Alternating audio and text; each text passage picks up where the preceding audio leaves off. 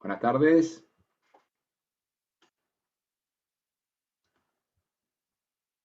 Buenas tardes a todos. Muchas gracias por estar ahí.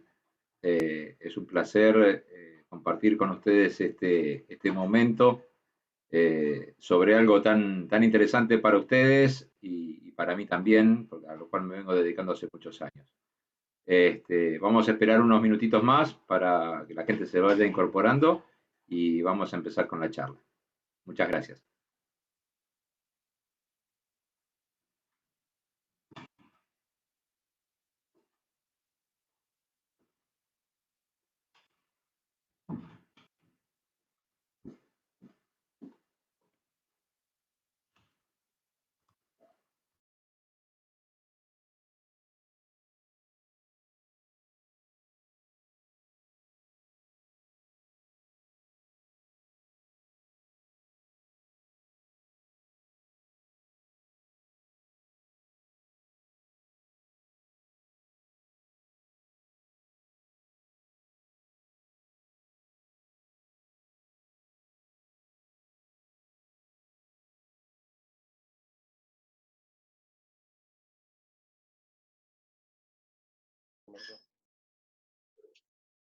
Ahí está.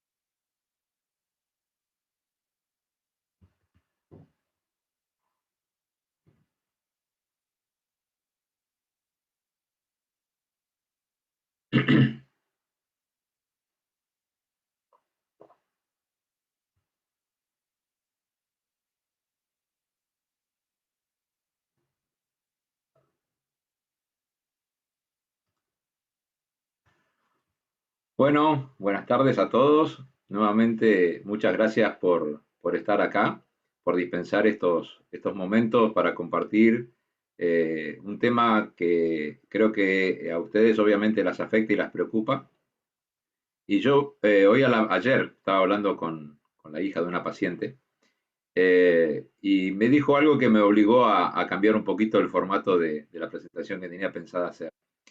Porque ella me decía, Felipe, yo a vos no te conozco si no fuera por mi madre. Y esto lo que me puso es en una situación de poner que uno ya tiene una edad en la cual ha transcurrido bastante tiempo y que obviamente ya me toca manejar segundas y terceras generaciones de pacientes, lo cual me pone muy feliz por un lado, pero también es como que la vida se va cortando.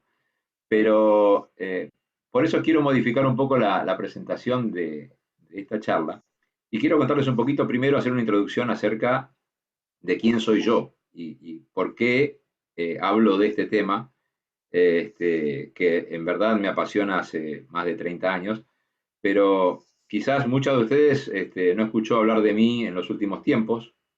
Los que están en la medicina seguramente sí, porque ya van a ver un poquito por qué, pero creo que es importante primero contarles quién soy y qué hice para tratar de conocer algo de esta enfermedad, y por otro lado, tratar de hacerles entender que esta es una enfermedad que es compleja, pero que requiere de un trabajo en equipo.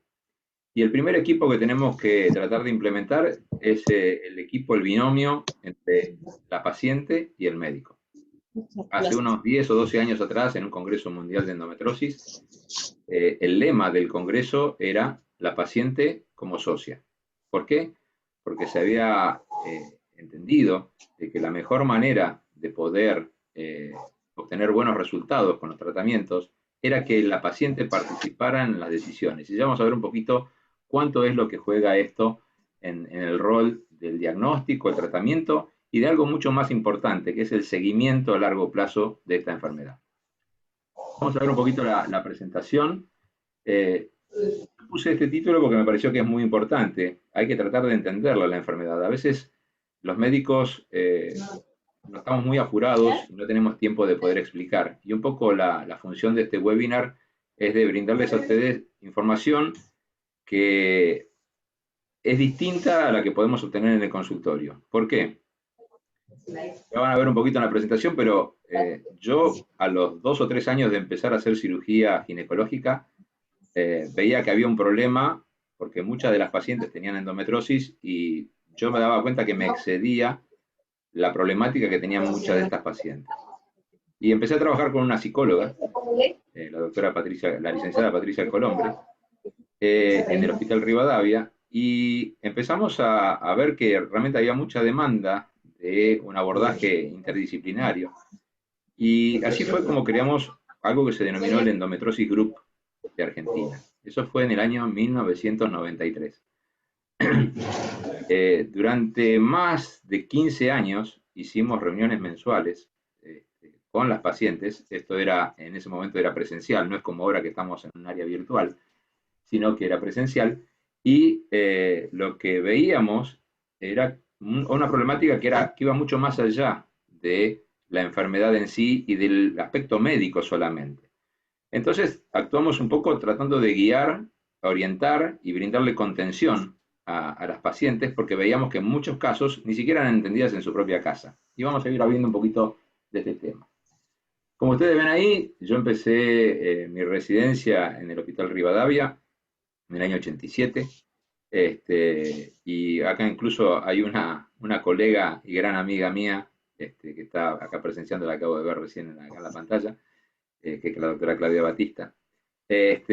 Y empezamos a hacer la paroscopía a fines de los 80 y realmente fue un paso importante. Como les decía, en el hospital yo tuve un gran maestro, que es el doctor Eduardo Erazo, y grandes amigos como son el hijo, Mariano Erazo, y David Fusaro, que es socio de hace 30 años, con los cuales hemos trabajado muchísimo en esta patología.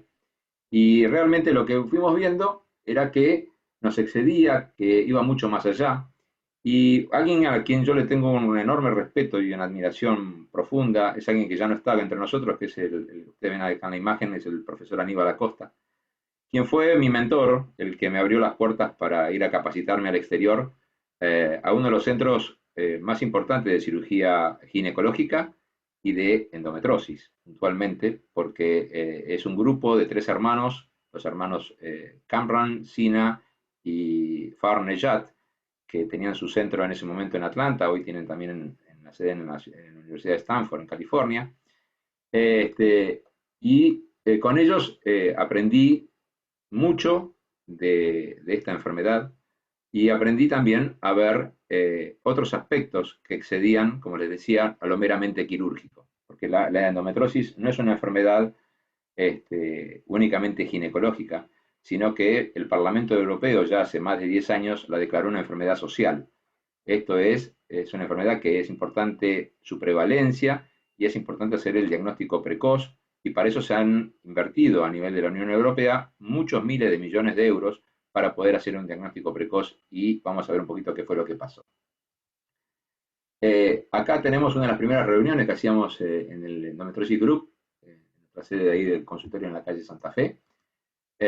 Acá con mis maestros, con algunos años de diferencia, junto a un médico y gran amigo, el profesor Luis Ollé, escribimos en el año 2007 un libro sobre endometriosis, un libro para médicos, donde participaron los mejores especialistas de todo el mundo en ese momento. Y eso nos llevó a compartir y poder intercambiar en muchas oportunidades con estos distinguidos colegas mucha información, y capacitarnos cada vez más y aplicando también lo que nosotros veíamos desde la práctica clínica.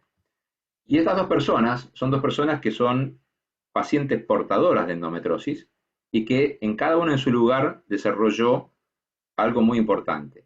La que ven a la derecha es, ¿cómo se llama? Mary-Lou Baldwin, que es la presidenta de la Endometriosis Association, la primera entidad de pacientes que se generó en el mundo.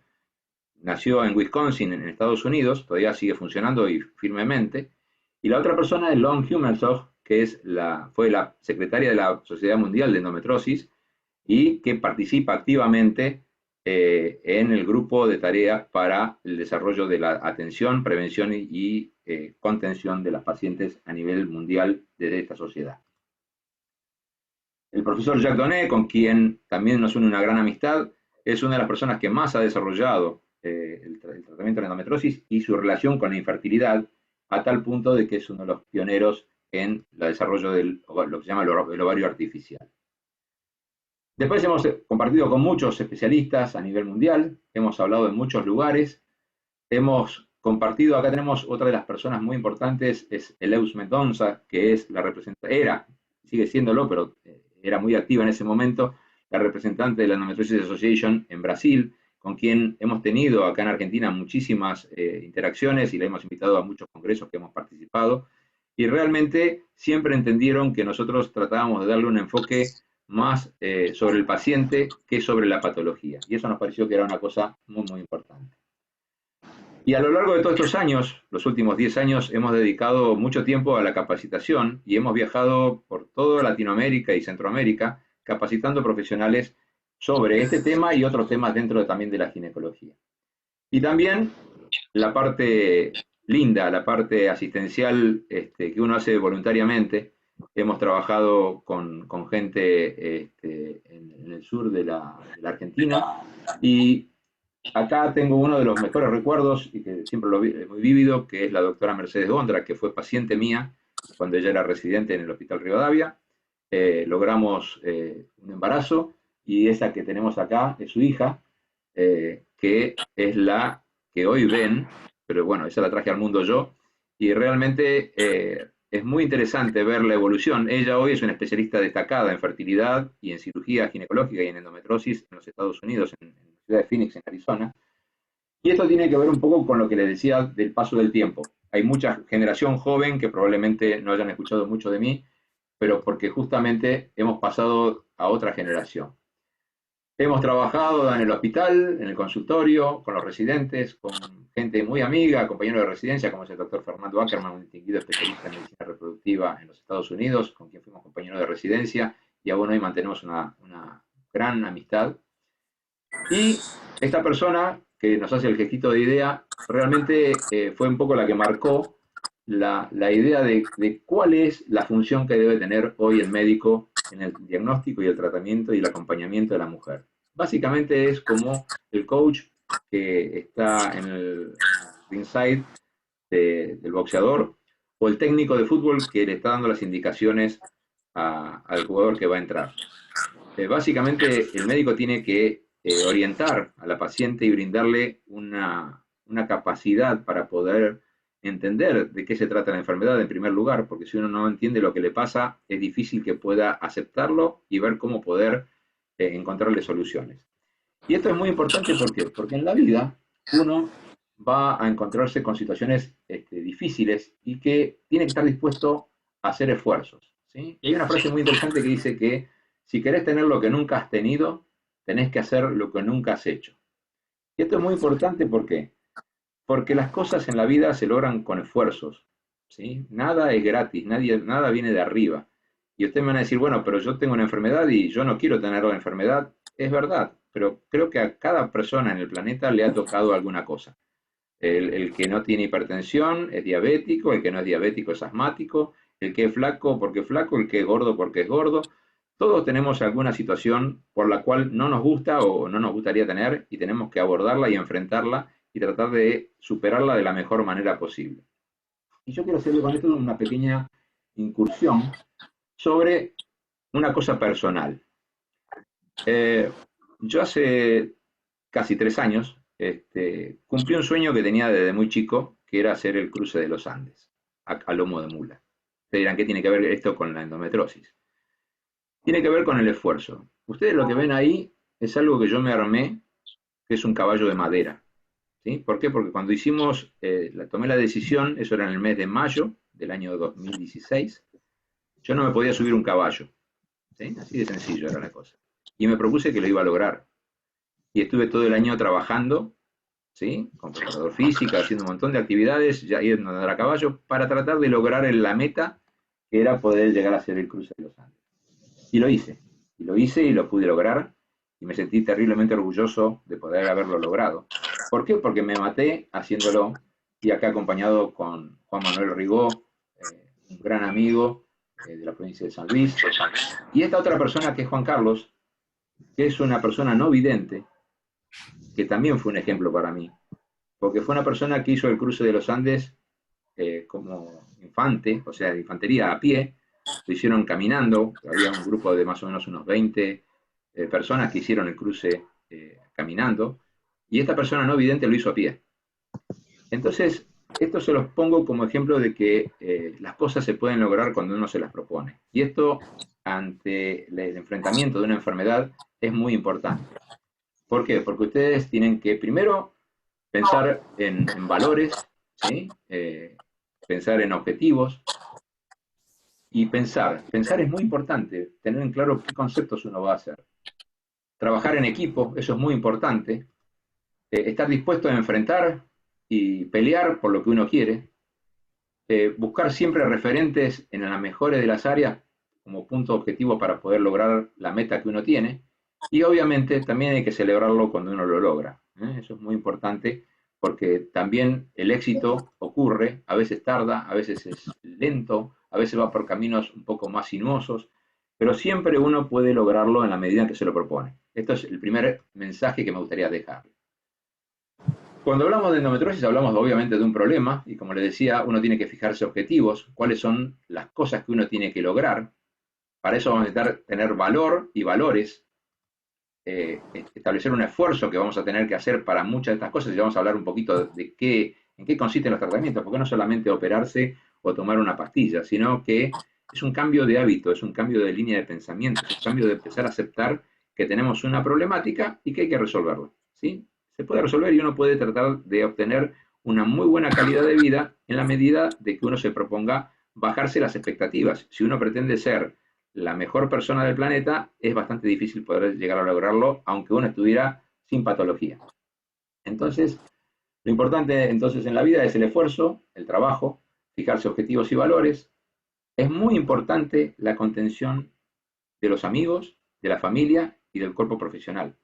Estas son tres patas muy importantes de un banco que nos sostiene y que si nosotros, ese banco no tiene esas tres patas equilibradas, el banco se puede caer. Eso es muy importante. Entonces tienen que tenerlo presente porque muchas veces lo que ocurre es que nosotros no sabemos explicarle a nuestra familia cuál es el problema que nos aqueja. La familia no nos entiende que estemos muchas veces con dolor y a veces creen que uno exagera el dolor que ustedes tienen. Y hay una frase que nosotros tenemos marcada a fuego que es: la paciente si dice que le duele, le duele. Si nosotros no sabemos interpretar de dónde es el dolor o qué lo causa, es un problema del médico, pero a la paciente uno debe creerle cuando nos dice que le duele. Y ahí vamos a tener los logros y los resultados. Fíjense que en nuestro planeta hay más o menos, en este momento, por ahí un poco más, 6.500 millones de habitantes, de los cuales el 10% puede tener esta enfermedad. Un número muy grande. Y como les decía, en el año 2008 la Comunidad Económica Europea la declaró una enfermedad social que está dado esto por los costos que genera la endometriosis en el mundo y básicamente en Europa, de 33.000 millones de euros al año. ¿Sí? Es una cifra extremadamente alta y esto incluye obviamente los costos laborales, los costos de internación, de cirugía, de tratamiento de fertilidad, de todo lo que aqueja a la endometriosis en sí y a las pacientes portadoras de esta enfermedad fundamentalmente, ¿no? Entonces, fíjense que es una cosa muy importante. Pero, ¿cómo arranca esto? Un autor muy francés, Simone de Beauvoir, en el siglo pasado, establecía cuáles eran las cosas que la gente, las creencias que existen sobre la menstruación a lo largo de la historia. Y él las resume en todas estas causas, ¿no? Que pueden avinagrar el vino, que tiene poderes maléficos, que hace saltar las cuerdas de arpas y violines. De hecho, hay historias muy, muy simpáticas que decían que la mujer estaba poseída cuando tenía su menstruación y la sacaban a la entrada de los pueblos, la ponían en los techos para alejar a los malos espíritus. Todos estos mitos que se fueron generando llegaron a las cosas que hoy muchas veces nos tocan a nosotros en el consultorio, ¿no? Que nos preguntan si se pueden teñir con la menstruación, por ejemplo, o otras de preguntas que son realmente casi del siglo pasado, pero que se han mantenido a lo largo del tiempo. ¿Por qué? Porque se fueron pasando de abuelas a madres, de madres a hijas, y así llegan hasta el día de hoy. Esto obviamente son cosas que no existen y que no son válidas. Sin embargo, quedaron como mitos a lo largo del tiempo. Einstein decía, ¿qué sabe del pez del agua donde nada toda su vida? Y nosotros nos preguntábamos, ¿qué sabe la mujer sobre la menstruación que la acompaña tanto tiempo? ¿Y qué sabe el médico sobre la menstruación sobre la que preguntamos tantas veces? Es un tema, es una de las dos preguntas más frecuentes que hace el ginecólogo en su práctica diaria. Eh, entonces, ¿cuáles son los mitos? ¿Qué nos decía la abuela? Fíjense, estas son todas frases que hemos sacado del consultorio en el hospital de pacientes que nos decían qué era lo que le decían los familiares, la tía o la abuela acerca de la enfermedad. No te hagas problema, nena, que es una pequeña herida, estás lastimada, se te va a ir en unos días, ya te hiciste señorita, de eso no te vas a morir, no te quejes, de eso no se habla, es un símbolo de tu fertilidad. Y esta, que para mí es la peor de todas, algunas le decían que a mayor dolor más fértil iba a ser y más hijos iba a tener. Esto es terrible, ¿por qué? Porque crea una imagen en la cual la paciente dice, bueno, si esto me va a dar, es un símbolo de mi fertilidad, mejor me callo y no digo nada. Y así siguió adelante y por ahí no consultó, y eso fue quizás el primer error. Por eso todas estas cosas hay que borrarlas directamente dentro de las tablas de cosas de información que nosotros vamos a tener sobre la enfermedad. Después hay otros mitos también que existen, que son, por ejemplo, de los médicos, que las adolescentes no tienen endometrosis. Y eso también es un gran error, porque ya hoy está muy comprobado. De hecho, hace poquitos días, la semana pasada, el día jueves, hubo un seminario internacional, un webinar que hizo el grupo del doctor Nejat con dos grupos de médicos brasileños, el doctor Mauricio Abrao y Marco Piña de Oliveira, que hablaron justamente de la endometriosis en la adolescencia. Y está comprobado que 2/3 de las mujeres menores de 18 años que tienen dolor menstrual y que no ceden con antiinflamatorios comunes o con anticonceptivos, tienen altísimas probabilidades de más del 90% de tener endometriosis. Entonces, esto es muy importante porque la edad a la cual comienza la enfermedad es muy precoz. Puede empezar a los 15, a los 18 o a los 35, pero si la paciente es sintomática, debe ser evaluada para ver qué es lo que le genera el dolor. Muchas veces puede ser que no sea endometriosis, pero es importante que le evalúen cuál es la causa de su dolor. Otro gran error dentro de la medicina, se decía que incluso muchas pacientes nos vienen pidiendo la histerectomía. Sáqueme el útero, doctor, porque ya no puedo más, no tolero más. Y la histerectomía, que es la operación por la cual se saca el útero, no es la solución de la endometriosis, porque la endometriosis muchas veces está fuera del útero y en otras localizaciones, y requiere para su desarrollo de algo que son hormonas. Dentro de las hormonas, la hormona que más estimula el desarrollo de la endometriosis son los estrógenos. Y los estrógenos están en los ovarios. Por lo tanto, si la mujer tiene ovarios y ustedes le sacan el útero y tiene otras localizaciones dentro del cuerpo, va a desarrollar más su enfermedad. Por lo tanto, no es la solución sacar el útero. Ergo, tema que hay que también desmitificar y sacarlo del acervo de posibilidades terapéuticas. La que más nervioso me pone a mí es esta, cuando le dicen que si tiene una endometriosis lo que tiene que hacer es embarazarse prontamente porque esa va a ser la solución. La realidad es que primero es una gran mentira, como tratamiento es carísimo, porque para los que somos padres sabemos lo que cuesta un hijo a lo largo de toda la vida, pero independientemente de eso, que es una anécdota simpática, muchas veces la paciente con endometriosis tiene asociado la infertilidad. Entonces, es importante el diagnóstico precoz, ¿por qué? Porque en la medida que ustedes hagan diagnóstico precoz, van a poder saber antes y evitar en muchos casos secuelas como puede ser la infertilidad.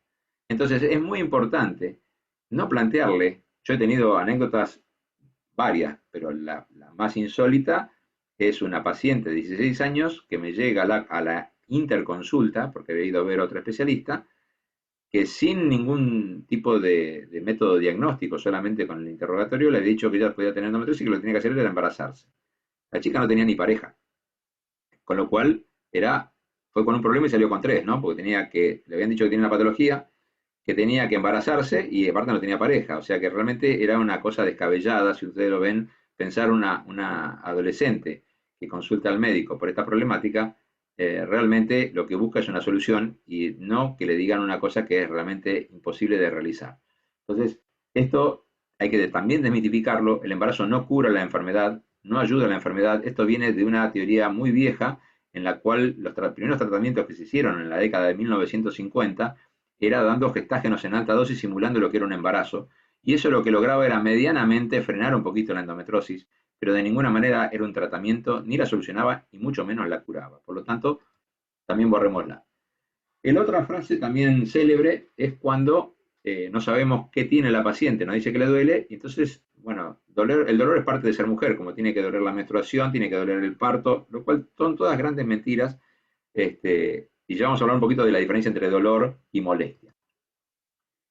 Y la otra, como les decía, que la endometriosis no afecta a la fertilidad cuando realmente sabemos que también entre un 40 a un 50% de mujeres que tienen endometriosis pueden tener asociada infertilidad. Entonces, borrando todos estos mitos, vamos a ver un poquito, diferenciar qué es molestia y qué es dolor. Parecen cosas que son similares, pero sin embargo tienen una diferencia importante. Molestia es algo que uno percibe como algo desagradable, pero que no nos impide hacer nuestra actividad diaria. Podemos ir a trabajar, podemos ir al gimnasio, podemos salir, podemos ir a bailar, podemos tener relaciones. Percibimos que hay algo que no está bien, que no nos sentimos 10 puntos, estamos 6, 7 puntos, pero podemos seguir haciendo nuestra actividad. Ahora, cuando esa molestia se transforma en dolor, la diferencia es que ese dolor nos obliga a detener nuestra actividad y nos obliga a tomar alguna medicación porque no lo toleramos solamente quedándonos en reposo. Eso es la primera gran diferencia que uno tiene que tener en cuenta cuando sospecha que puede tener algo. Uno dice, bueno, a ver, me duele algo y tomo una medicación y no me calma. Bueno, tengo que ir a ver a alguien que me diga qué me pasa, porque no es normal. Eso no es normal. Quizás pueda que no ser endometriosis, pero sí lo debe diagnosticar un médico y evaluarlo un médico para ver cuál es la causa de esa problemática. Fíjense, este es otro de los grandes temas que aún hoy, yo de la semana pasada tuve que dar una conferencia para colegas del Hospital Italiano, y una de las cosas que en uno de los artículos más recientes que se publicaron en el Reino Unido, hicieron toda una secuencia de diagnóstico y tratamiento, invirtieron un montón de dinero, hicieron centros especializados para endometriosis para disminuir el retraso en el diagnóstico y 10 años después llegaron a la conclusión de que no lo pudieron lograr. O sea que es un problema todavía no solucionado. Fíjense que desde que la paciente tiene su primera menstruación alrededor de los 12 años, muchas veces empieza con dolor a los 16 o por ahí un poco más tarde. ¿Qué es lo primero que va a ocurrir? Esa adolescente que tiene dolor, lo primero que le va a hablar es o con la hermana, o con la madre, o con la tía, o con la abuela.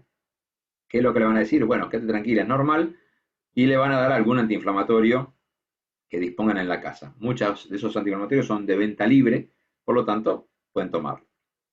Si el tiempo pasa y el cuadro sigue repitiéndose o incrementándose, ya se va a preocupar y probablemente tenga su primera consulta al médico.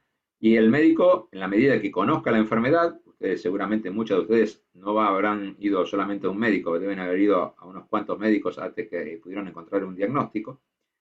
Ese médico le va a dar probablemente algún estudio para hacer, o si no, le va a dar un tratamiento con la misma medicación en otra dosis, de otra presentación que se hace bajo receta, o puntualmente plantearles alguna cirugía o algún tipo de tratamiento distinto, ya sea con anticonceptivos o con alguna medicación hormonal. ¿Qué pasa? No respondemos, seguimos igual, vamos a terminar yendo a ver un especialista en el tema porque ya vamos a pensar que tenemos alguna cosa más importante. Y van pasando los años, fíjense que de una cosa a la otra tenemos 3 años, 5 años, y a veces tenemos entre 8 a 11 años de demora desde que la paciente empieza con síntomas hasta que alguien llega al diagnóstico de certeza de la enfermedad. Y ese tiempo es el tiempo que puede transformar una enfermedad tratable y hasta curable, en muchos sentidos, a una enfermedad con secuelas importantes e irreversibles. Y esto es justamente sobre lo cual tenemos que trabajar, y creo que estas charlas son las charlas que sirven para que uno tome conciencia de que las cosas no hay que demorarlas. Cuanto uno antes resuelva sus problemas o enfrente sus problemas, antes va a lograr los resultados. ¿Qué pasa? ¿Cuál es la incidencia en la población general? Vamos a tener mujeres que no tienen síntomas y que pueden tener la enfermedad, mujeres que son sintomáticas y mujeres que tienen diagnóstico. Obviamente las que tienen diagnóstico son menos del 10%. ¿Por qué? Porque tenemos un problema que es la accesibilidad. Primero, la actitud de la mujer de ir a averiguar qué problema tiene. Segundo, el conocimiento por parte del médico de la enfermedad. Y tercero, que en la Argentina es un tema sumamente importante, es cuál es el acceso que tenemos a la asistencia médica. Porque no todos tienen obras sociales, no todos pueden acceder a un hospital, muchas veces los hospitales no tienen especialistas que puedan manejar este tema, y entonces es bastante difícil. Desde hace muchos años, yo ya cuando era presidente de la Sociedad de Endometriosis, habíamos empezado a recorrer el país tratando de formar y capacitar profesionales. Hay muchos profesionales y distinguidos en todo el país que manejan muy bien esta enfermedad, pero también es importante, como les decía, el tema de la contención, brindarle la contención al paciente y darle las herramientas para que sepa cómo manejarse. Y a veces un solo médico o un solo profesional no es suficiente, requerimos un trabajo en equipo. Y vamos a verlo un poquito más en detalle. Fíjense lo que pasa con la cantidad de consultas que tienen que ir a ver las pacientes antes de llegar al diagnóstico. ¿Cuántos médicos pasaron? Fíjense, esta es una encuesta hecha sobre 4.000 y 7.000 mujeres, o sea que tenemos 11.000 mujeres más o menos, con endometriosis en los Estados Unidos. Y fíjense, esto es un solo médico, 2 veces, 3 veces, 4, 5 o más. Es casi el 50%. O sea, la mitad de las mujeres en Estados Unidos requirieron ir a más de 5 médicos antes de poder llegar al diagnóstico de la enfermedad. Esto es un punto clave para darnos cuenta de que aparte de la motivación personal de ir a la consulta, está el tiempo que se demora en el sistema hasta que encontramos el especialista que nos da en clavo para poder decir que tenemos tal o cual enfermedad. ¿Y qué sabemos hoy de la endometriosis? Que es una enfermedad crónica, o sea que uno puede tenerla, operarse, hacer un tratamiento, haberla erradicado casi totalmente, pero puede volver a reaparecer. Para eso hay tratamientos específicos para evitar que reaparezca, pero puede volver a aparecer. Un 30% de las que se operan con diagnóstico y son tratadas, si no hacen ningún tipo de tratamiento de prevención para evitar una recurrencia, pueden volver a tenerla dentro del periodo de 2 años posteriores a la cirugía. Y esto es un tema importantísimo. Cuando uno hace la prevención, que llamamos nosotros prevención secundaria, que es evitar una recidiva, en general la posibilidad de recurrencia es menos del 2%.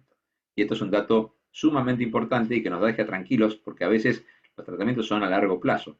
Y muchas veces los pacientes se cansan y vienen y dicen, doctor, yo no quiero tomar más las pastillas o no quiero tener más un DIU o el anillo vaginal o lo que fuera. Y uno tiene que explicarles que, bueno, la decisión es personal. Si uno no quiere tomar más algo o no usar determinado método, determinado tipo de tratamiento, puede no hacerlo, pero tiene que saber que en el momento que suspenda eso, las posibilidades de recurrencia pueden volver a aparecer. Y esto es importante. Entonces, en la balanza, cuando uno pone en la balanza, siempre va a ser mucho mejor hacer un tratamiento que no hacerlo, porque el riesgo de una nueva cirugía nos va a traer otras complicaciones que ya vamos a ver un poquito más adelante. Fíjense que una de cada 2 a 3 mujeres son infértiles, del 20 al 30% tiene afección de otros órganos. O sea que no solamente afecta al útero o a los ovarios, sino que puede afectar al intestino, al apéndice, al diafragma, al pulmón. A cualquier lugar donde llegue sangre puede llegar la endometriosis. Podemos tenerla a nivel de la piel, podemos tenerla a nivel del ombligo, en cicatrices de operaciones, de partos, de cesáreas. En distintas localizaciones puede haber endometriosis. O sea que no es una cosa. Puede haber, hay muchas que son muy poco frecuentes, es verdad, pero podemos tener en distintas localizaciones y están descritas y publicadas en un montón de artículos sobre ese tema. Ubicación de otros órganos, nos genera que muchas veces se confundan con otras patologías. Entonces, lo que nosotros pensamos que el dolor que nos duele en la pelvis es la endometriosis, a veces son pacientes que vienen al revés, vienen con un diagnóstico, por ejemplo, de colon irritable o intestino irritable, como se lo denomina actualmente, eh, tratada durante 2 o 5 años por colon irritable y resulta que cuando uno empieza a hacer los estudios y termina probablemente con una laparoscopía, encontramos que tiene una endometriosis. Entonces, esta confusión tiene que ver con que los síntomas se confunden. ¿Por qué? Porque el dolor abdominal no es topográficamente determinado. O sea, duele una zona, pero la zona, en ese lugar, en el abdomen, hay varios órganos. Puede estar la vejiga, puede estar el intestino, puede estar el útero, puede estar los ovarios. Y eso hace que, desde el punto de vista del diagnóstico, es bastante complejo si no tenemos una visualización directa de cuál es la patología. La cirugía es el tratamiento de elección. Eso es lo primero que tenemos que saber. ¿Por qué? Porque hasta ahora no ha salido un tratamiento que permita, de alguna manera, erradicar la enfermedad. Uno puede tenerla controlada, pero no puede decir que está curada. Quizás el mejor momento para uno hablar de que la paciente está curada y no va a tener recurrencias es cuando está por entrar a la menopausia o ya entró a la menopausia, porque al no tener estrógeno seguramente ese tejido no va a continuar su desarrollo. Pero vamos a ver que la endometriosis tiene un montón de mecanismos propios de autopreservación. Entonces, lo importante de la cirugía es que cuando hagan la cirugía, sea una cirugía cuidadosa, conservadora, y por otro lado que reseque las lesiones que ustedes tienen. ¿Por qué? Porque las lesiones a veces uno si las coagula o las quema no es suficiente porque la lesión es mucho más profunda de lo que ustedes pueden llegar a quemar en el acto de una cirugía.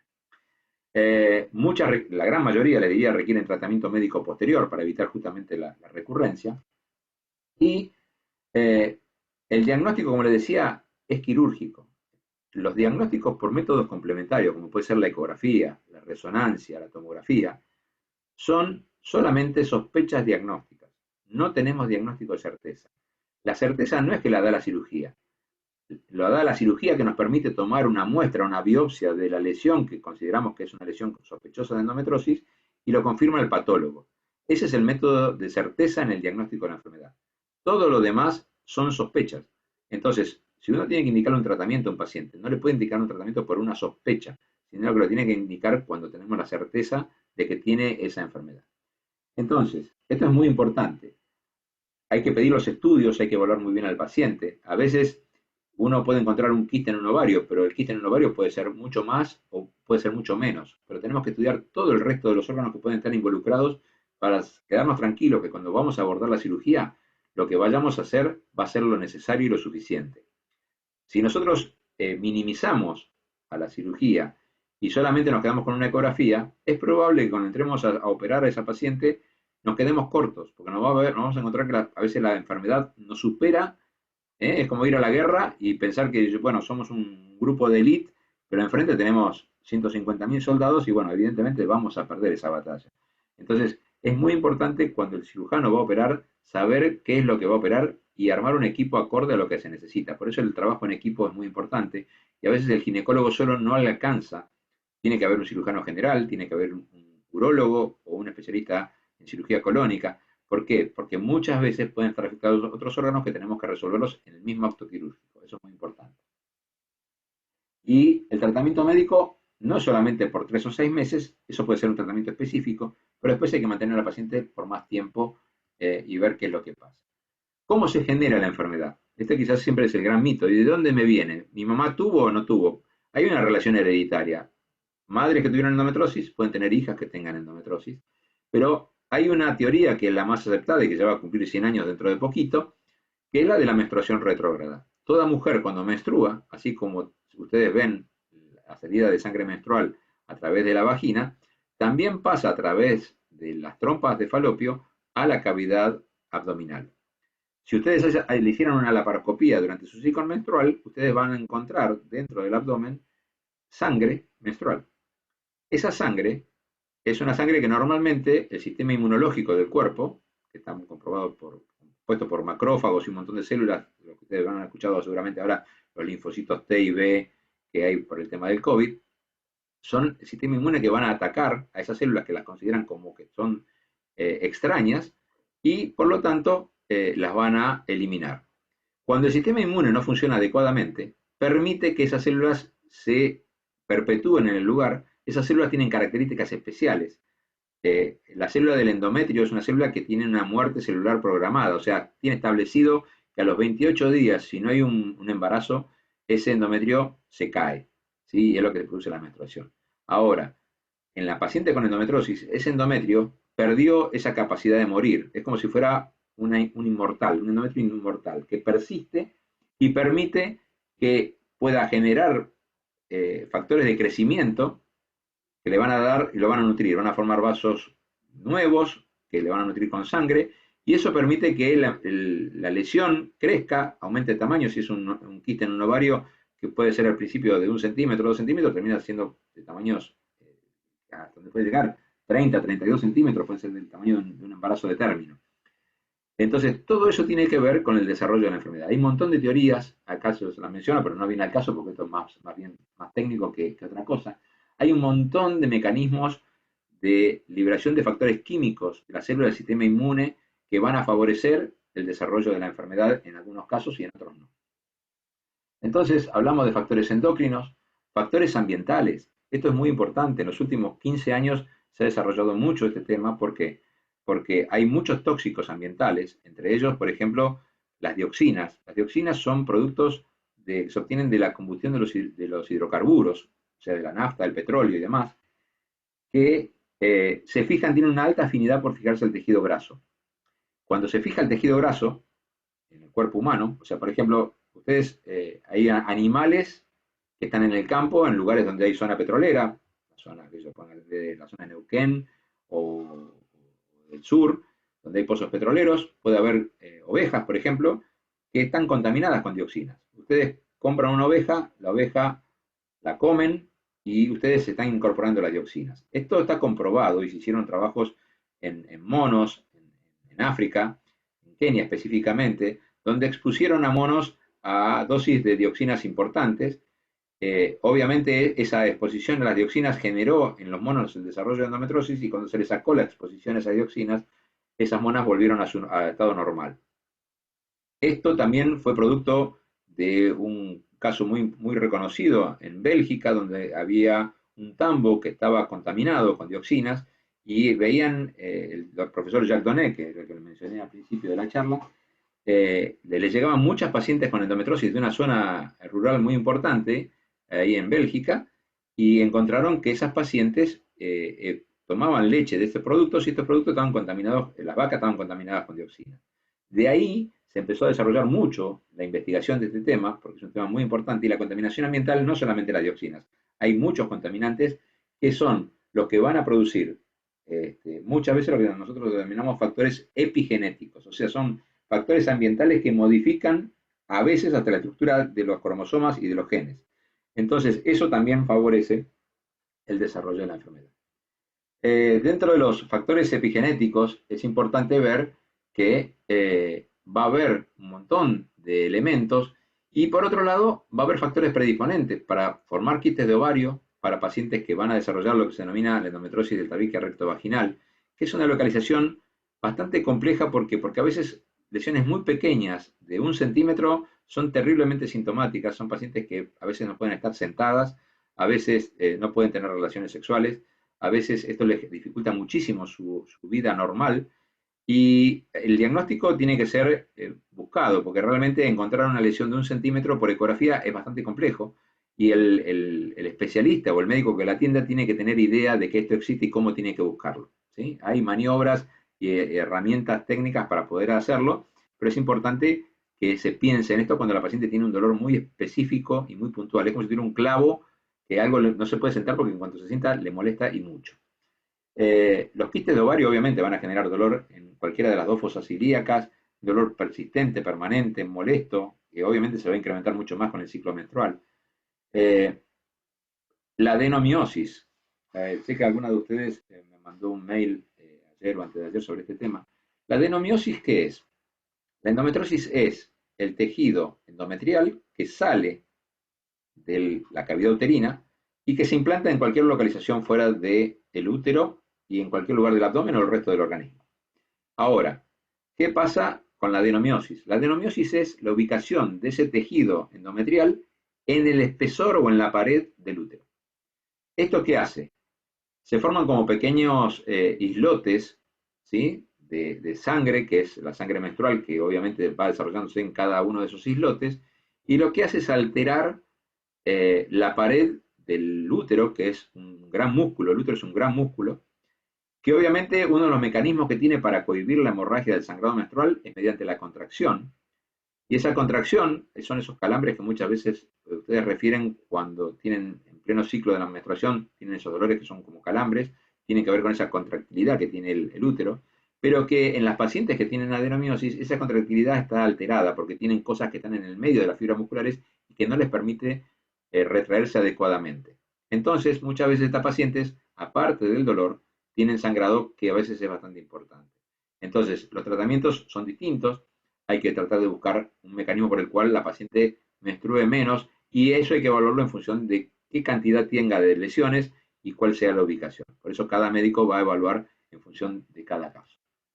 Y lo último, que estábamos ahí abajo, era la relación con el cáncer. Hay muchas, incluso uno de ustedes me mandó una pregunta acerca de ese tema. La relación con la endometriosis y el cáncer realmente es muy baja, es del 0,8%. O sea que es más fácil tener otra cosa que tener un cáncer relacionado con la endometriosis. Ahora, es importante saberlo, ¿sí? Es importante que el médico lo sepa porque cuando uno tiene una paciente crónica a lo largo del tiempo, a lo largo de los años que uno la va siguiendo, es importante cuando se modifican algunos valores de laboratorio, cuando se modifican algunos estudios complementarios, tener presente que esto puede ocurrir para no dejar la cosa pasar y tenerlo bajo control. Eso es muy importante.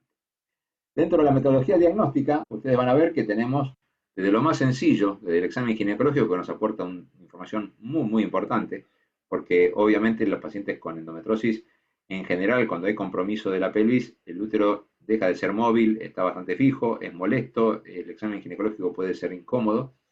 Después, la ecografía también es una de las cosas que más utilizamos como primera herramienta diagnóstica, ecografía transvaginal. Y después tenemos los métodos complementarios que vamos a tener desde la tomografía, la resonancia, con y sin contraste, porque es muy importante evaluar también la parte urinaria, cómo están los riñones, cómo están los uréteres, cómo está la vejiga. Muchas veces podemos tener lesiones a nivel de la vejiga, a nivel del intestino, y esto es importante complementarlo con estudios contrastados para poder saber exactamente qué compromiso hay de la luz de estos órganos que son huecos. Los uréteres, por ejemplo, son los que llevan la orina desde el riñón a la vejiga, y si están comprimidos puede generar una dilatación de los riñones y puede incluso llegar a la insuficiencia renal. Entonces es importante que uno sepa y pueda estar evaluado adecuadamente para saber que no hay compromiso, aún en pacientes que son muy jóvenes. Por eso es cuestión de siempre de pensar en la enfermedad y saber cuáles son las posibles cosas que puede generar. Y después el resto de los estudios, los dosajes hormonales, la citoscopía, la histeroscopía, la broncoscopía, se van a pedir en función de si la paciente tiene síntomas localizados en otros órganos. ¿Sí? Si la paciente tiene sangrado cada vez que va de cuerpo, por ejemplo, y muchas veces cuando el sangrado tiene que ver con la menstruación, o sea, en el mismo momento que la paciente está menstruando, va de cuerpo y va de cuerpo con sangre, eso debe ser evaluado mediante un estudio, una colonoscopía, por ejemplo. En el caso de la cistoscopía, tenemos muchas pacientes que consultan, por ejemplo, por lo que llamamos una infección urinaria porque orinan con sangre. Y esto es otra cosa muy interesante. ¿Por qué? Porque muchas veces lo que llamamos infecciones urinarias, que son abacterianas, o sea, cuando le hacen un cultivo de orina a esa paciente, el cultivo viene negativo, pero la paciente tiene glóbulos rojos en la orina. Es importante evaluar mediante primero una ecografía y después eventualmente una cistoscopía, o sea, ver la vejiga por dentro, si no hay una lesión a nivel de la vejiga, porque esa puede ser una de las causas más comunes de lo que llamamos nosotros hematurias cíclicas, o sea, sangrado en la orina en forma cíclica que tiene que ver con la localización de endometriosis a nivel de la vejiga. En los últimos años, lo que hemos visto es que hubo muchas clasificaciones, es muy difícil clasificarla y gracias a Dios en los últimos años se fueron estableciendo mejorías en ese sistema porque hoy tenemos una evaluación mediante un score de cuál es el riesgo de infertilidad que podemos tener en las pacientes con endometriosis. Esta es una de las clasificaciones que se utiliza para eso, el Fertility Index. Esto que nos permite ubicar las distintas localizaciones que hasta hace 6, 7 años no existía una clasificación, era muy limitada y no nos servía a nosotros para poder evaluar exactamente cuál era el compromiso que tenía la paciente. Y después vamos a ver, obviamente, distintas lesiones. Esto es lo que yo les decía, esto es el estudio histopatológico, la biopsia de una endometriosis peritoneal, donde ustedes ven que la lesión en este caso llega a más de 3 milímetros, pero ¿por qué lo ponemos? Porque muchas veces cuando se hace la electrocoagulación llega al milímetro, milímetro y medio, y no llega mucho más abajo. Y si queda lesión abajo, vuelve a aparecer, o sea, la sintomatología vuelve a aparecer. Por eso lo recomendable es la resección de las lesiones, ¿sí? Para poder, acá ustedes ven el tejido que se resecó, justamente para poder ver esto y que sea mucho mejor y que no quede posibilidad de recidiva. Acá ustedes ven lo que es la pelvis, esta es la parte posterior del útero, este es un ovario, y esto es una cistoscopía que es el estudio de la vejiga. Fíjense, esta parte que ustedes ven acá abajo es la pared de la vejiga normal, y acá se ve un nódulo. Esto es normal. Esto que ustedes ven acá, con este aspecto amarronado, es un nódulo de casi 5 centímetros de endometriosis, ¿sí? Y esta paciente justamente tenía los síntomas que les decía recientemente. Tenía sangrado todos los meses y tenía infecciones urinarias a repetición. Acá tenemos los ovarios, acá tenemos ovarios con quistes, y cómo queda la pared del ovario, ¿sí? Hay que ser muy cuidadoso con el ovario, porque el ovario tiene una cantidad de folículos que es limitada. Y ya está comprobado que cuanto más cirugía sobre el ovario tenemos, más reserva ovárica perdemos. ¿Y qué es la reserva ovárica? Es la cantidad de folículos, y los folículos son los óvulos, son las células germinales, las gametas que van a permitir lograr un embarazo. Entonces, si nosotros perdemos ese stock de óvulos que tenemos normalmente, producto de varias cirugías, es un problema importante. Y eso ocurre aunque lo hagamos con la mejor delicadeza la cirugía. Siempre se va a perder un poquito de esa reserva ovárica.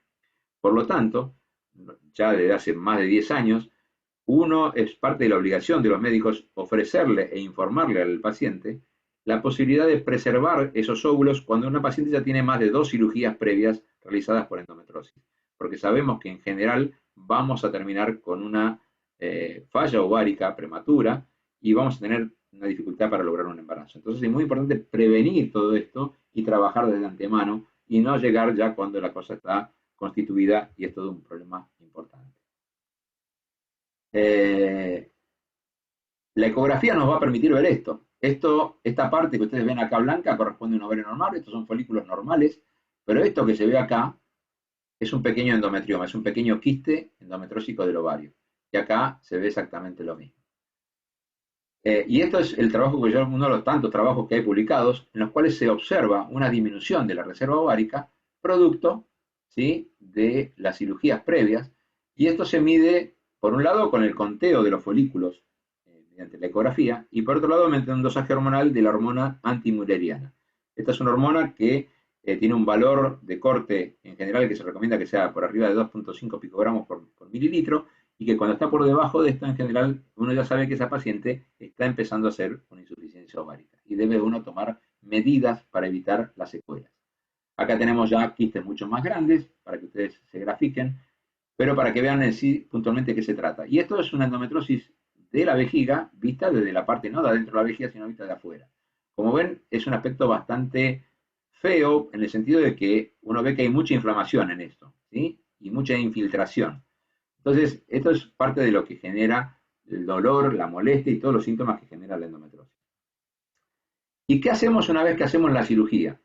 Bueno, lo que sugerimos siempre es hacer un tratamiento médico, pero contrariamente a lo que decía Benjamin Franklin, que el mejor médico es aquel que conoce la inutilidad de la mayor parte de las medicinas, es importante obviamente saber qué medicinas no sirven o no son útiles, porque ya obviamente a lo largo de los años han cambiado y hay muchos medicamentos que en los 80 eran la panacea y hoy ya tenemos cosas que han mejorado sustancialmente. Pero ¿qué es lo más importante? Lo más importante es saber qué es lo que piensan ustedes. Porque yo les puedo dar un tratamiento y les puede ir bárbaro, medianamente o mal. Pero fíjense, esta también es la misma encuesta sobre 7.000 mujeres con endometriosis acerca del dolor y calidad de vida. Tratamientos del dolor con analgésicos o antiinflamatorios, tratamientos hormonales, cirugía y tratamientos complementarios que van desde el Reiki a la acupuntura. La gran mayoría,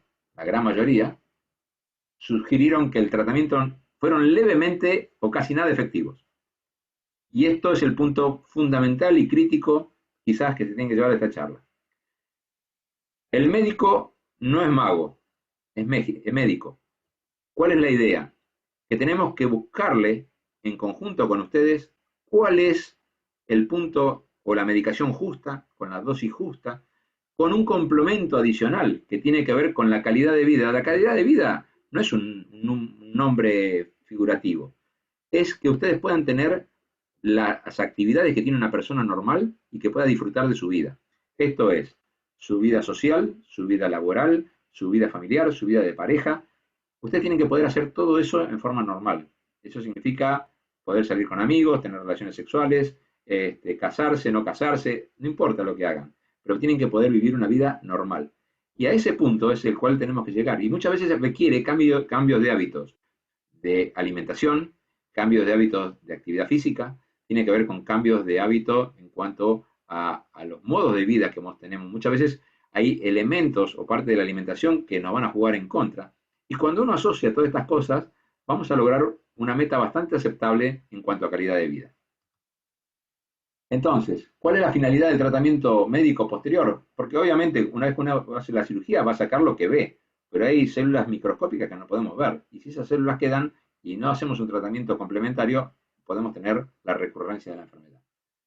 Eso es básicamente lo que buscamos con los tratamientos posteriores. Entonces, ¿cuándo hacemos tratamientos médicos? El primero, cuando es previo al diagnóstico. O sea, viene ese adolescente que yo les mencionaba al principio, que viene con dolor, porque hace 6 meses, 8 meses, un año, que viene con dolor menstrual importante, y no le pasa con el antiinflamatorio más común, Ivovanol o lo que fuera. Entonces, uno ahí le indica un anticonceptivo y la controla en 2 meses. Si ese dolor no responde sustancialmente, obviamente hay que pensar que esa paciente puede ser portadora de endometriosis, habrá que pedir los estudios complementarios y evaluar, pero siempre hay que pensar en la enfermedad. Después de la cirugía es el tratamiento más común, después de que empieza con recurrencias, obviamente también vamos a tener la posibilidad de plantearle algún otro tipo de diferencial de tratamiento médico. En la adenomiosis, los tratamientos para preservar la fertilidad, como les decía, la criopreservación de óvulos es el tratamiento más recomendado hoy y que realmente tiene mucha utilidad, con muy buenos resultados. Los tratamientos de fertilidad en aquellas pacientes que obviamente están buscando un embarazo. Y para eso siempre les decimos que es muy importante, cuando van a ir a una cirugía, que antes de operarse, hagamos, si la paciente está en pareja y quiere tener, o tiene la idea de buscar un embarazo en el corto plazo o en el mediano plazo, la idea es estudiarla por infertilidad antes de hacer la laparoscopía, porque después de la cirugía, la paciente va a tener las mejores chances de lograr un embarazo. Entonces, si la paciente tiene otra patología asociada o la pareja tiene una patología asociada, obviamente eso nos va a quitar el mejor momento para buscar un embarazo. Entonces, lo ideal es tenerlo a priori, saber si la paciente tiene una patología o no la tiene y de acuerdo a eso darle el tratamiento adecuado.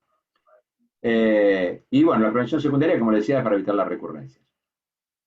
La finalidad del tratamiento médico es mejorar la sintomatología y evitar la recurrencia de la enfermedad. Entonces, ¿cuál es la indicación?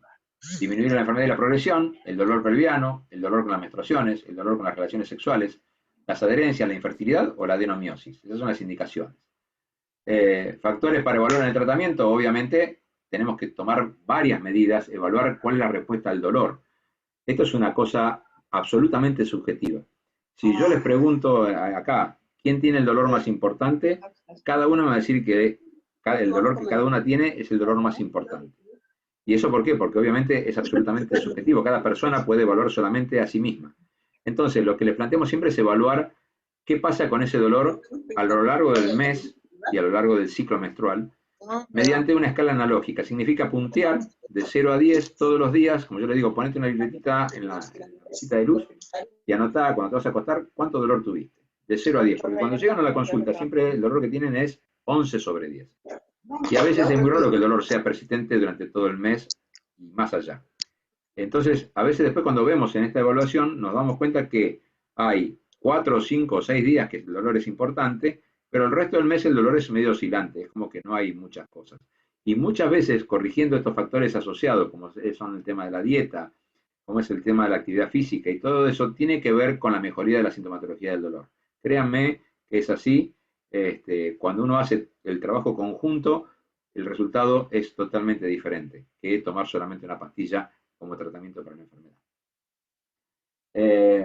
Y dentro de los medicamentos que hoy tenemos en el mercado, los que están en blanco son los que tenemos hoy disponibles y los otros son los que están en investigación. Hay mucho en investigación.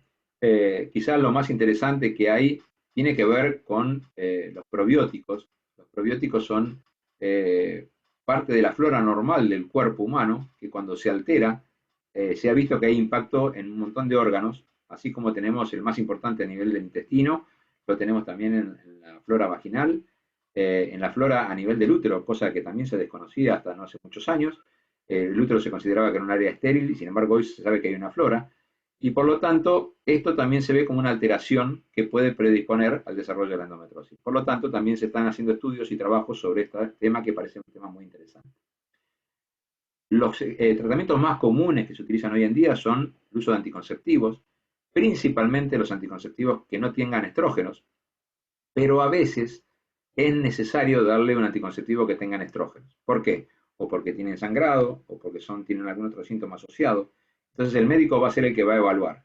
Hoy, por suerte, hace pocos meses, acaba de salir un anticonceptivo que es un gestágeno solo, que la droga se llama drospirenona, que es una droga que realmente todos los estudios que se han hecho, tiene más de 20 estudios realizados con más de 70.000 pacientes estudiadas, con muy buenos resultados, pero lo más interesante es que esta es la primera droga que se hace en un estudio en adolescentes.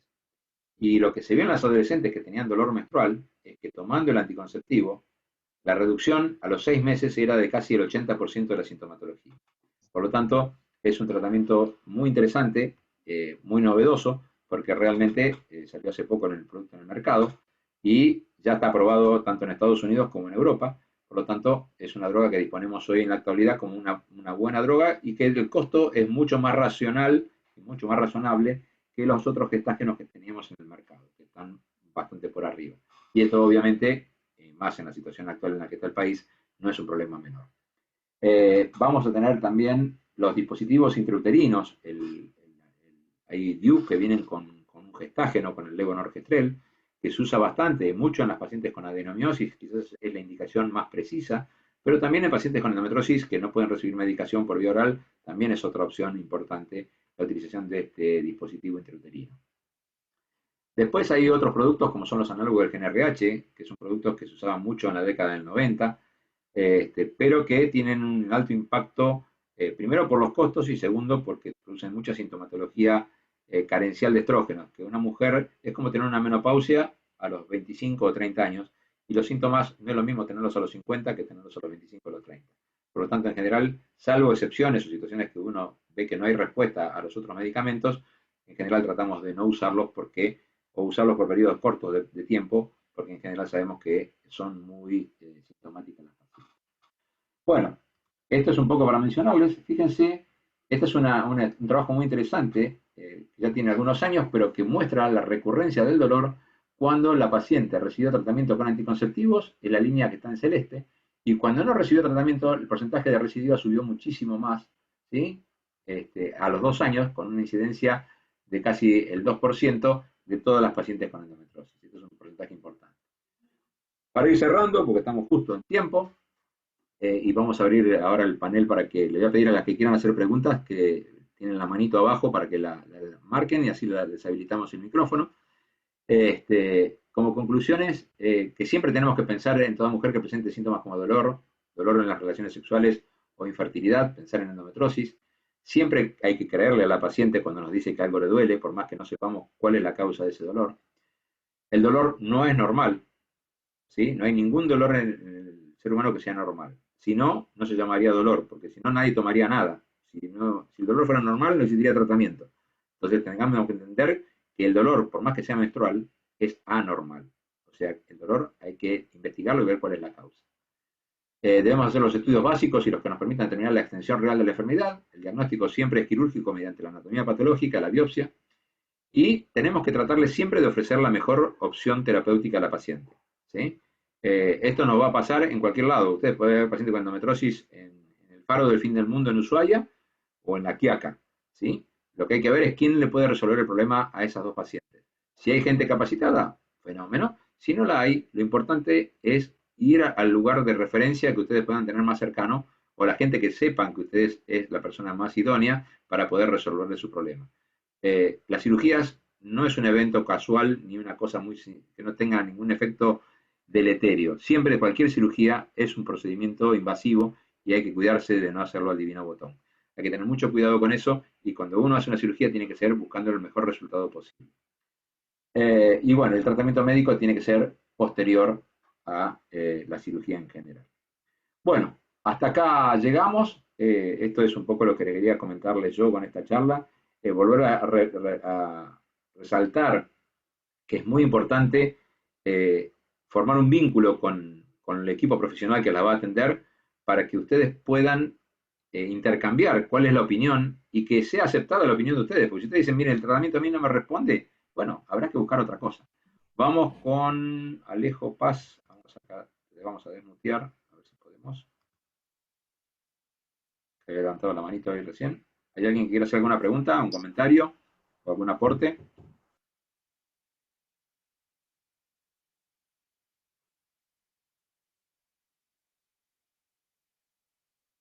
Siéntanse tranquila, no mordemos, así que quédense acá.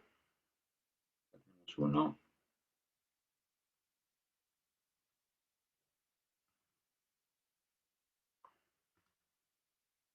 Ajof. Ya estás habilitada, pero no. A ver.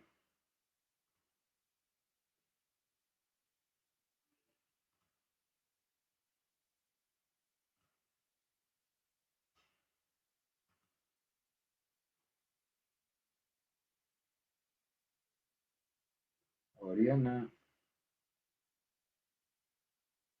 Doctor, buenas noches. Ahí te habilitaste el micrófono, Oriana. A ver, ahí estás. Doctor, buenas noches. Oriana, ¿escuchás? Doctor, buenas noches. Ay. Doctor, buenas noches. ¿Me puede escuchar? Oriana, Doctor, doctor, doctor, buenas noches. podés hablar, Oriana, ¿eh? ¿Me puede escuchar? Disculpe.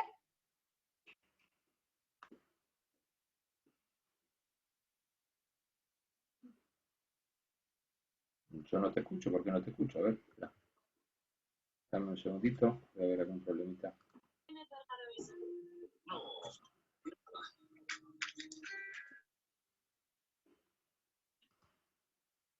Doctor,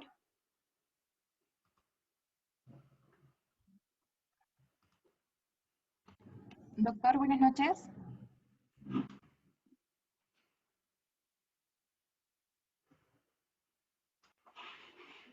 ¿Me escuchás? A ver, Oriana, ¿podés hablar? Doctor, ¿me escucha? Ahora, Doctor. sí te escucho, Oriana. Oh, perfecto, doctor, disculpe. Ha sido ya. Primero, buenas noches y muchas gracias por la charla. Realmente estuvo muy informativa y ayuda a muchas chicas, mujeres, para entender más del tema. Bueno, mi consulta es, yo tengo endometriosis diagnosticada desde los 15 años y sucede que cuando dejo de tomar las pastillas, eh, vuelven o reinciden algunos dolores en la mama y el útero y quería saber si está relacionado con ello, con la endometriosis. Ujú. Mirá, bueno, primero hay que ver si cuando vos suspendés la medicación es un poco de lo que yo te refería. Hay dos temas que son importantes por los cuales uno da el tratamiento, ya sea con gestágenos o con anticonceptivos. Hay dos mecanismos fundamentales. La endometriosis se desarrolla en función de la presencia de la ovulación y la presencia de la menstruación. Justamente los anticonceptivos lo que hacen es inhibir la ovulación y disminuir la menstruación. Entonces, es un mecanismo por el cual disminuye el dolor. Ahora, puede ser también que el dolor que vos tengas no tenga que ver con la endometriosis. Lo que pasa es que cuando uno ya sabe que tiene un diagnóstico de algo, al primero que le va a echar la culpa es a ese. ¿Sí? Entonces, es muy probable que vos le des la responsabilidad a la endometriosis de tu dolor, pero en general la endometriosis no te va a generar un dolor mamario, por ejemplo. ¿Sí? Entonces, quizás tenga que ver con alguna alteración hormonal, puede ser, eso habrá que verlo el médico, tendrá que evaluarlo mediante algún dosaje hormonal, mediante una ecografía mamaria, mediante una ecografía ginecológica, ver si hay alguna lesión visible o sospechosa para que uno piense que eso puede ser la causa del dolor. Yo les digo, una de las cosas que más he aprendido a lo largo de estos años, yo aprendí mucho más en las reuniones de grupo de pacientes que en el consultorio, porque en las reuniones de pacientes las pacientes nos referían cosas que en la consulta no salen. Problemas de familia, problemas de falta de incomprensión, ¿no? O sea, que no hay comprensión por parte de la familia en cuanto a la pareja, en cuanto al trabajo, a situaciones que excedían a lo médico. Y eso lo que nos permitió es entender, cuando trabajábamos en equipo, y teníamos una profesora de educación física que estaba con nosotros, entonces les enseñaba algún tipo de actividad, o incluso hoy ya obviamente van a gimnasios donde pueden hacer distintos tipos de actividades, y eso, ¿cuál es el mecanismo? Por un lado, Ustedes saben que la actividad física aumenta, produce liberación de endorfinas. Las endorfinas son los mejores analgésicos naturales que tiene el cuerpo. Por lo tanto, si ustedes tienen algún tipo de dolor, el hecho de hacer actividad física y la liberación de estas endorfinas va a hacer que si hay dolor no lo perciban. Obviamente, ¿qué puede pasar? Que ustedes me digan, doctor, no puedo hacer actividad física porque me duele. Bueno, entonces ahí empezamos al revés. Tenemos que darte algo para cohibir la molestia o el dolor, y una vez que estés bien, empezar con la actividad física y con la dieta. Yo le diría que son esas dos herramientas muy importantes para diferenciar en gran medida la endometriosis de otras patologías que pueden estar asociadas, que tengan que ver con el intestino o con la parte urinaria. No sé si te sirvió, Gracias, doctor. Oriana, la respuesta. Sí, y tenía una pequeña consulta más, por favor. Sí. Sucede que ante esta alteración hormonal que tenemos, también seguramente afectará el humor, ¿no? Bueno, a Como ver, colateral, ¿o primero, no? sí, a ver, el humor se te va a alterar principalmente cuando tenés dolor. O sea, ya la molestia o el dolor a uno lo pone de mal humor, es algo natural, ¿no? Si uno no se siente bien, nunca se puede sentir bien con otro. Este, lo que pasa es que justamente lo que te generan muchas veces los tratamientos es un equilibrio en eso.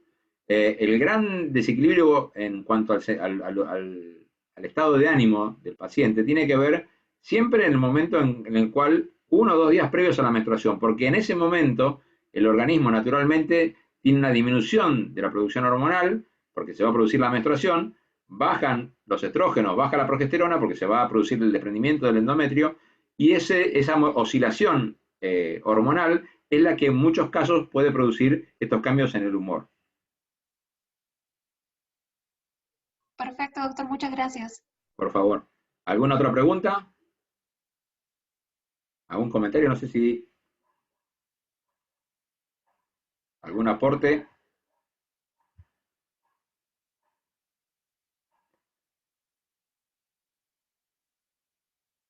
¿Ningún comentario más?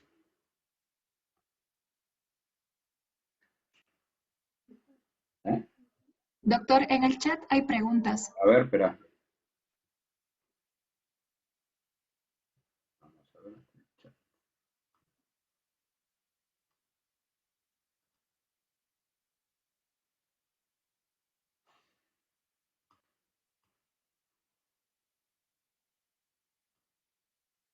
No las veo.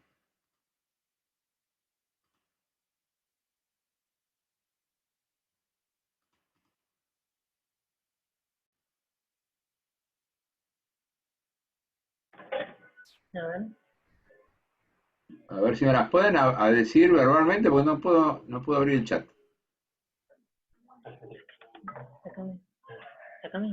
Ah, acá está, perdón. Ahora sí.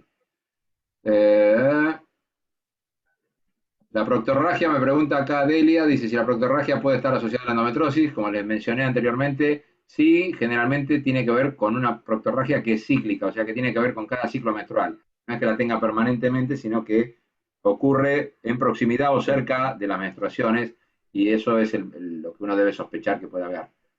Eh, y acá me preguntan también si el Dinogest es indicado como tratamiento. Les digo que sí, es uno de los tratamientos que se utiliza hasta el día de hoy muchísimo. Es uno de los gestágenos más utilizados, con muy buena respuesta. Eh, pero bueno, lo que la mayoría de los pacientes reclaman es que probablemente en algún momento puede producir un poquito de dolor mamario. Eso es una cosa que ocurre normalmente, es parte de unos efectos adversos que puede ocurrir con esta medicación. No es motivo, salvo que sea muy importante, para suspenderlo. Y por otro lado, bueno, pensar que ahora tienen otro producto en el mercado que también puede ser de utilidad si tenemos algún efecto adverso con el Dinogest, que es la drospirenona. A ver si tenemos por acá. Dinogest. Hay muchas asociadas al Dinogest. Eh, en realidad, bueno, acá preguntan por qué se recomienda el Dinogest. Y básicamente porque de los tratamientos, pese a que para muchas de las pacientes es un costo elevado el costo del Dinogest, es mucho más económico que los otros productos que hay. Los análogos del GnRH, por ejemplo, que es el Lupron, que probablemente lo hayan escuchado nombrar en alguna oportunidad, es un producto que tiene un costo muy elevado, aparte de tener muchos efectos adversos. Lamentablemente, lo que se viene investigando en cuanto a drogas para endometriosis no vienen con un costo accesible. Habrá que ver cómo van a llegar después, si llegan al mercado o no y en qué condiciones. Pero los estudios preliminares que empezaron a salir, pues ya algunos productos se están vendiendo en Europa, los costos son bastante elevados. Entonces hay que evaluar costo-beneficio de cuál es el mejor. Lo importante es tener algún tratamiento. Obviamente, el mejor habrá que verlo de acuerdo a cada paciente. Cada paciente hay que adecuarle el tratamiento en función de los síntomas y de las localizaciones que tenga y ver cuál es la mejor respuesta que tenemos para cada una de las pacientes. Eh, Elizabeth, bueno, también que de acá del grupo de pacientes argentinas con endometrosis. Eh, bueno, creo que, a ver, bueno, acá me preguntan sobre el Dinopil. El Dinopil es una pastilla que tiene Dinogest. Lo que pasa es que viene con estrógenos. O sea, los dos únicos productos que tenemos en el mercado es el Visan y el Desiree. Son los dos productos que tienen Dinogest solo. La asociación de Dinogest con etinilestradiol, encontramos en el mercado, es de utilidad, pero como les decía, en general uno prefiere de primera línea utilizar el Dinogest solo, o la drospirenona en este caso. Pero si no, si tenemos efectos adversos, efectos que por ahí podemos corregir con la presencia de pequeñas dosis de estrógenos, lo podemos utilizar y con muy buenos resultados. Dentro de los anticonceptivos hay un montón, pero tienen que pensar que, por ejemplo, uno que es muy práctico y que en general muchas mujeres lo recomiendan, es el uso del anillo vaginal. El anillo vaginal es uno de los anticonceptivos que tiene la dosis más baja de estrógeno del mercado. Es muy cómodo. La paciente, probablemente, si ustedes no tuvieron experiencia, piensen que es un producto incómodo o medio raro, pero en general la usuaria, después del primer mes, cuando uno le pregunta cómo le fue, está muy contenta con el producto y le resulta muy cómodo, muy práctico, es seguro, tan seguro como los anticonceptivos orales y realmente el hecho de tener que colocárselo una vez por mes para 3 semanas realmente es muy cómodo. Y nosotros lo indicamos bastante porque dentro de los anticonceptivos prefiero darle ese y no darle otros anticonceptivos que por una cuestión de costos tienen por ahí estrógenos en mayor dosis o no son las recomendables, ¿no? Si no tomamos los anticonceptivos por un par de meses podría traer consecuencias. Y es difícil saberlo. Yo les puedo decir que tengo pacientes que por ahí se fueron de viaje, la suspendieron 3 o 6 meses y no pasó nada, y otras que se fueron un mes de vacaciones y se olvidaron las pastillas y tuvieron una recidiva de un quiste en un ovario.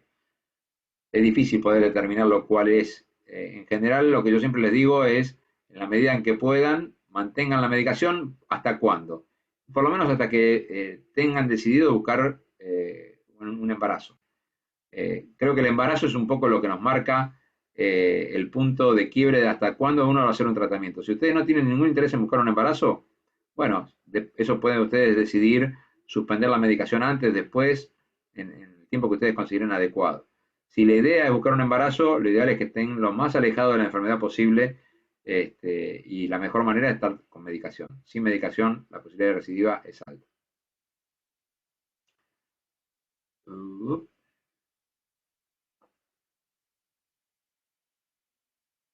Oh, Ceci Colaneri.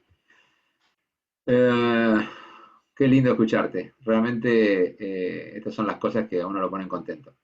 Eh, bueno, no tengas miedo a la recidiva, es como para verlo.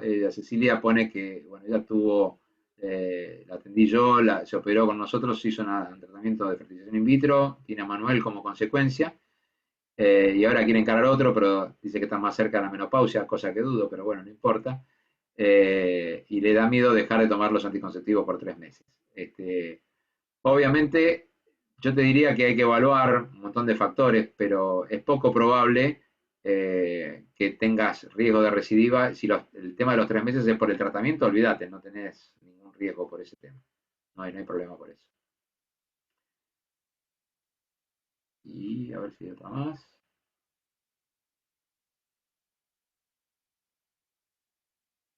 El tema, bueno, quiero aclarar un tema que es el tema del descanso de los anticonceptivos.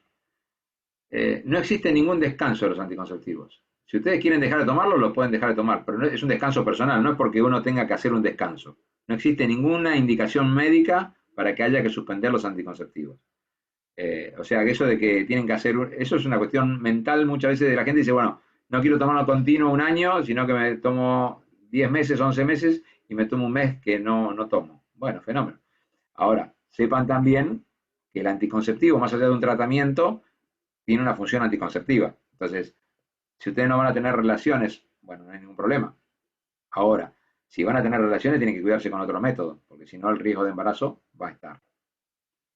Eh, Acá preguntan, ahora después te paso por WhatsApp, Cecilia, y preguntan si el acné está relacionado con la endometriosis. En general no, en general el acné está más relacionado con otras patologías, como puede ser el síndrome de ovario poliquístico, pero sí puede estar, tener una paciente que tenga endometriosis y tener acné. No significa que tenga que haber una relación directa con la enfermedad.